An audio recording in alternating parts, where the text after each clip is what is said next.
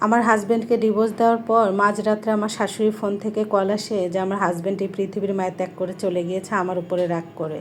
Divorce দেওয়ার সময় সে বারবারই বলেছিল, দেখো সুমি, তুমি যদি চলে যাও আমার এই জীবন আমি রাখবো না, তোমাকে ছাড়া আমি বাঁচতে পারবো না। কিন্তু তার এগুলো সব আমার কাছে নাটক মনে হয়েছিল। আমি দেখতে যেমন সুন্দরী তেমন শিক্ষিতা, তেমনি আমার বাবার অনেক টাকা পয়সা এবং কি আমার বাবার অনেক ক্ষমতাও আছে। একটা স্বামী গেলে আরেকটা আসা আমার কাছে কোনো ব্যাপারই না। আমার বৈবাহিক জীবনে আমার স্বামীর কাছে, আমার শ্বশুরবাড়ির মানুষের কাছে কখনো আমি নিজেকে স্যালেন্ডার করিনি। সবসময় আমি নিজেকে উপরে রেখেছি, কারণ আমার বাবার কোনো কিছুই অভাব ছিল না, না আমার মধ্যে কোনো কিছু অভাব ছিল। আমার শাশুড়ি বয়স্ক মানুষ, তার সাথে আমার মাঝে মাঝে কথা কাটাকাটি লেগে যেত। আমার কাজে কোনো বাধা দিলেই আমার তার সাথে দুই তর্ক লেগে যেত। তবে আমার শাশুড়িকে তো আমি ছাড় দিতামই না, সঙ্গে সঙ্গে আমার স্বামীকেও এর প্রতিশোধ আমি উঠাতাম। আমার স্বামীকে আমি যখনই রাগ করতাম সে আমাকে বুঝাতো আর বলতো, সে তো আমার মা, আমি তো তাকে কিছু বলতে পারি না। আর আমার হাজব্যান্ডই ছিল একমাত্র ছেলে। আমার স্বামী এটা বলতো যে আমি তার একমাত্র সন্তান, আমার বাবা নাই, তাকে রেখে আমি কোথায় যাব। মা যতই খারাপ হোক, মাকে তো আর ফেলে দেওয়া যায় না। কিন্তু আমার কাছে সবসময় মনে হতো তার মা কেন আমার ভুল ধরবে, কেন আমাকে দুই কথা শোনাবে। সংসার জীবনে এমনটা হয়ে থাকে, কিন্তু এটা আমি কখনোই মেনে নিতাম না। আমি সবসময় মনে করতাম যে আমার তো চেহারা, ছবি কোনো কিছুই কম নাই, আমি কেন তাদের কাছে স্যালেন্ডার হব। এই স্বামীর সংসার যদি আমি না করি তবু আমার কখনো টাকা পয়সার অভাব হবে না, না আমার সন্তানের কষ্ট হবে, না আমার কষ্ট হবে। এই স্বামীকে ছেড়ে দিলে কী বা না আমার হবে। ছোটোখাটো বিষয়ে আমি খুব রাগ করতাম। কথায় কথায় আমার বাবার বাড়িতে চলে যেতাম আমি, আর বাবার বাড়িতে যেয়ে যখন আমি প্রশ্রয় পেতাম তখন আমার আরও সাহসটা বেড়ে যেত। আমাদের যে বৈবাহিক জীবন বেশি সুখের না, এটা আমাদের এলাকার আশেপাশের ফ্ল্যাটের মানুষ সবাই জানতো। কারণ আমার হাজব্যান্ডের সঙ্গে, আমার শাশুড়ির সঙ্গে যখন আমার কথা তর্কাতর্কি লাগতো, তখন আমি এত চিল্লাপাল্লা করতাম যে আশেপাশের মানুষ মোটামুটি সবাই জানতো যে আমার হাজব্যান্ডের সঙ্গে আমার শাশুড়ির সাথে আমার ভালো সম্পর্ক নাই।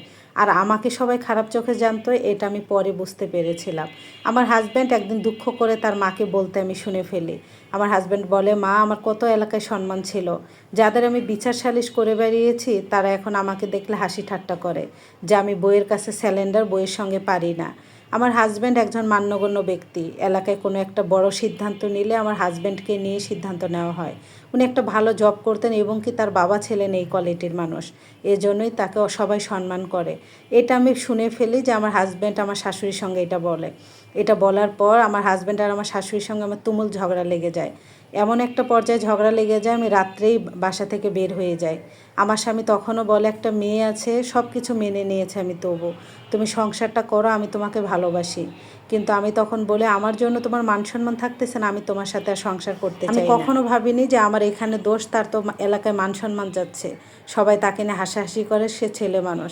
একটা পর্যায়ে আমি তাকে রেখে চলে যাই সেই রাত্রেই মেয়েকে নিয়ে। বাবার বাড়িতে যাওয়ার পর আমার স্বামী একদিন পরে সকালে চলে যায়, যে আমার বাবা মাকে সবই বলে যে আমি ওকে কিছু বলি না, আমার মাকে বলতেছিলাম।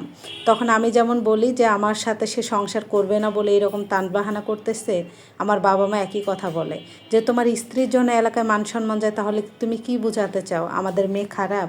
আমার বাবা মা আমাকে কোথায় ধমক দিবে, তারা আরও আমাকে প্রশ্রয় দেয়। আমি রাগে যেয়ে আমার হাজব্যান্ডকে আমি ডিভোর্স দিয়ে দিই। আমার হাজব্যান্ড ডিভোর্স দেওয়ার পরও 1000 বার এসেছে, তাকে আমি 1000 বার অপমান করেছি যে আমি তোমার সাথে যাব না, আমি তোমার সাথে সংসার করব না। কারণ আমার বাবার বাড়িতে ডিভোর্সের পর আমার কোনো কষ্ট হয়নি, শুধু আমি যখন রাত্রে ঘুমাতে যেতাম কেন জানি আমার হাজব্যান্ডের কথা অনেক বেশি মনে পড়তো। আমি যতই তাকে রাগ করতাম সে আমাকে বোঝাতো, আর সে এত আস্তে করে কথা বলতো, আমি তার ভালোভাবে কথা শুনতাম না। একটা সময় আমাদের ডিভোর্সের 6 মাস হয়ে যায়। সে আমাকে ডিভোর্স দেওয়ার পর তার চাকরি বাকরি একদম মানসিকভাবে অসুস্থ হয়ে পড়ে। অনেকবার বুঝিয়েছে, কেয়া তুমি আসো, আমি তোমাকে ছাড়া বাঁচবো না। আমি তোমার প্রতি এতটাই দুর্বল যে আমি তোমাকে ছাড়া কিছু ভাবতেই পারি না, তোমার সব কিছু আমি মেনে নিব। আমার মেয়েটা এতিম করো না, আমার মেয়েটাকে কাছে আনো। কিন্তু আমার জেদের কাছে আমি অটল ছিলাম। আমার ডিভোর্সের প্রায় 1 বছর হয়ে আসতেছিল, তখনই আমার হাজব্যান্ড এই পৃথিবীর মায়া ত্যাগ করে চলে যায়। সে আমাদের বাসায় প্রায় আসতো, তবে 3 মাস ধরে আসা বন্ধ করে দিয়েছিল। আমার মেয়ে বারবারই বলতো বাবার সঙ্গে কথা বলবো, কিন্তু আমি তার প্রতি এতটাই জেদ ছিল যে আমি তার সাথে কথাই বলতে চাইনি। আমার মেয়েকেও তার সাথে যোগাযোগ করতে দেয়নি। মাঝরাত্রে আমার শাশুড়ির নাম্বার থেকে আমার ফোনে ফোন আসে যে আমার স্বামী পৃথিবীর মায়া ত্যাগ করে চলে গিয়েছে, তার নিজের জীবন সে নিজেই দিয়েছে। তারপর নিজের ভুলগুলো আমি একটার পর একটা স্বীকার করতেছিলাম আর বুঝতে পারতেছিলাম আমার স্বামীর এইভাবে যাওয়া, আমার চোখের সামনে দিয়ে তার নিথর দেহ নিয়ে যাওয়া কিছুতেই সহ্য করতে পারতেছিলাম না। তার জন্য আমার ভালোবাসা বুকের এক কিনারায় রয়ে গিয়েছিল, তবে রাগ জেদের জন্য আমি কিছুই দেখতে পাইনি। দিনের পর দিন আমার স্বামীর জন্য আমি অনুতপ্ত করেছি। দেখতে দেখতে আমার স্বামী এই পৃথিবীর মায়া ছেড়ে চলে যায় 5 বছর। আমার বাচ্চাকে নিয়ে আমি দিন কাটাচ্ছিলাম। আমার বাবা পরবর্তীতে জেদ করে আমাকে বিয়ে দেয়, বলে নিজের জীবন তো প্রথম নষ্ট করেছে, এবার আমাদের কথা শোনো। বিয়ে দেওয়ার পরও সেই স্বামীর সঙ্গে আমি সংসার করতে পারিনি। প্রতিটা জায়গায় আমার প্রথম স্বামীর ছায়া দেখতেছিলাম। আমার প্রথম স্বামীর সাথে আমি কী করেছিলাম না করেছিলাম সব কিছুই মনে পড়তেছিল। আর আমার প্রথম স্বামী দ্বিতীয় স্বামীর সঙ্গে অনেক পার্থক্য ছিল। আমার দ্বিতীয় স্বামী, আমি তাকে কিছু না বলার পরও সে আমার শরীরে হাত তুলতো, আমাকে বলতো খোঁটা দিত আমি ডিভোর্সি।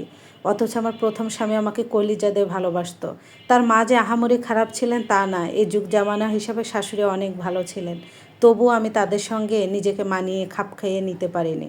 সৌন্দর্য আর রূপের অহংকারে একটা সময় আমি তাকে ডিভোর্স দিয়ে এখন আমার মেয়েকে নিয়ে আমার বাবার বাড়িতে আছি। আমার টাকা পয়সা কোনো কিছুরই অভাব নাই। অভাব শুধু স্বামীর ভালোবাসা, স্বামীর সাথে করা অন্যায়গুলা।